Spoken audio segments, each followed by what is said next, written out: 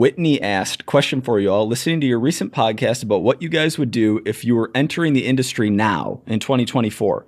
Jordan first asked if the context included his current life with family and kids. And we basically were like, let's pretend that, we're single, we can dedicate all our time to this, but the industry has changed, technology has changed, social media has changed since 12, 13 years ago. But she's saying, I'd love to hear if y'all think it's feasible if you're someone who isn't a young buck in your early 20s without additional responsibilities of parenthood and a mortgage.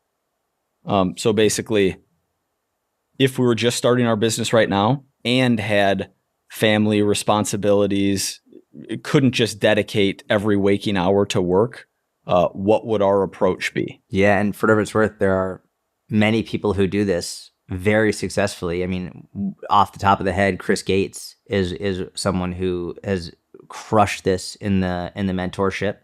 Yep. Not only, I think he has 3 kids now, and he also did this while working full time at another job. Rachel Schwartz is another example. A mother, had another job full time, built it up, and then was able to quit her other job. I mean, it's very real. Mm-hmm. You can absolutely do it. I think it's more challenging because you have more responsibilities. The more responsibilities you have, inherently, the less time you'll be able to spend working on this stuff. But you can absolutely do it. So, realistically, it would follow the exact same path. It would just likely take longer. It's probably what it would be. So, like, for example, if I was, the single 22-year-old, maybe that would be, if I'm just going to use Instagram as an example, maybe I would be making like 3 to 5 pieces of ridiculously good content a day and like literally spending 18 hours a day just making insanely good content. Whereas a parent, it might be 1 or 2 pieces of content a day at most. That would be like at most 1 or 2 pieces of content a day. Maybe it'd be like 4 to 7 pieces of content a week, depending on the week and what's going on, and if your kids are sick, and parent-teacher meetings, and you have another job, and whatever it is. So it would literally follow the exact same strategy, just based on what time investment you have available to put in. So I would still have a website. I would still follow like the simple formula that we have for a website. It doesn't have to be super fancy, but very basic understanding of here's what you offer, here's some articles, here's an email list, here's me posting on social media.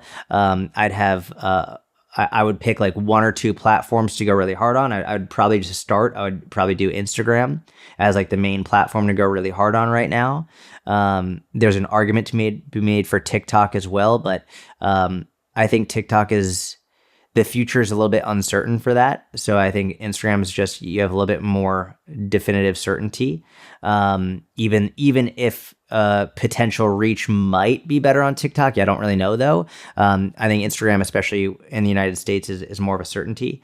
And then I would start building up your email list, but not sending actual specific content to them outside of just making sure they're seeing your regular content.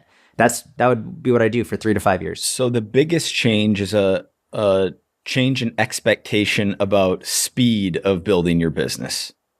Yep. Really, because you're going to be working fewer hours per week if you're in a position where you have a spouse, children, responsibilities, other obligations, and you can't just focus everything on your business.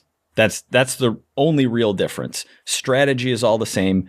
It's just that you have fewer hours to dedicate to it. So you're thinking about a longer time horizon until you're at a point where you have a full coaching roster or whatever it is. And I will say, I think there are some distinct advantages to this. I'm going to make a big assumption, but a lot of these people in their early 20s, not all of them, but a lot of them, this is their only income. They don't have any other income. They need this, like they're going super hard so that they can keep the lights on and feed themselves. Like that's the situation that I was in. And I think a lot of these young bucks are in that situation. Whereas generally, if you're a parent and maybe you have a spouse, there might be other income coming in already. And I know, for example, Chris Gates and Rachel Schwartz were in that position where they had other jobs, but they didn't really like those other jobs per se. Chris did, actually. Chris enjoyed his, and he actually didn't even want to leave it initially. Rachel was tired of her job, and she didn't want to have that job anymore, and so she wanted to go into this. Now, that does give you an advantage from the perspective of if you need that money right now, it really puts a fire under your ass in terms of you're like, I've got to make money now, which means that you might be launching when you shouldn't be launching and pushing more than you should be pushing.